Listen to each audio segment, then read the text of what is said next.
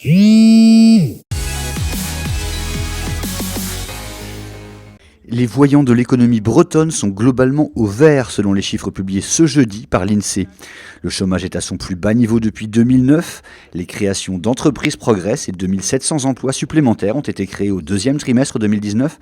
La météo touristique est au beau, avec une fréquentation record des hôtels bretons au printemps. Une ombre au tableau toutefois, la construction de logements neufs ralentit et cela devrait se poursuivre. Le nombre de permis de construire délivrés est lui aussi en baisse. 10 millions d'euros, c'est le montant de l'investissement de Sermeta à Morlaix annoncé ce jeudi.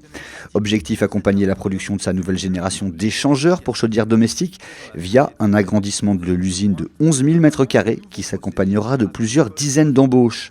Sermeta est déjà le leader mondial du secteur, réalise près de 200 millions d'euros de chiffre d'affaires et emploie 700 personnes. C'est ce jeudi qu'Orange a lancé sa Livebox 5, son nouvel appareil de connexion au web, et elle est bretonne.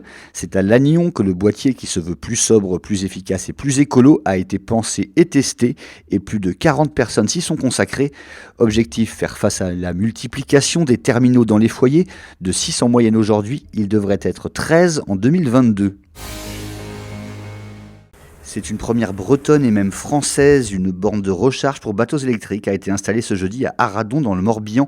Son arrivée coïncide avec celle de l'Hippowatt, le bateau électrique du parc naturel régional du golfe du Morbihan. Le marché du bateau électrique reste embryonnaire, de 1 à 2% des immatriculations seulement. Enfin, attention, la Bretagne débarque à Paris le 7 mars 2020. Elle va envahir la plus grande salle d'Europe, la U-Arena de Nanterre, avec une programmation exceptionnelle. D'Alan Stivell au bagad de Landbiway et de Red Cardell à l'Orchestre de Bretagne. L'événement organisé par le groupe Telegram a été présenté ce jeudi. Les billets sont d'ores et déjà en vente.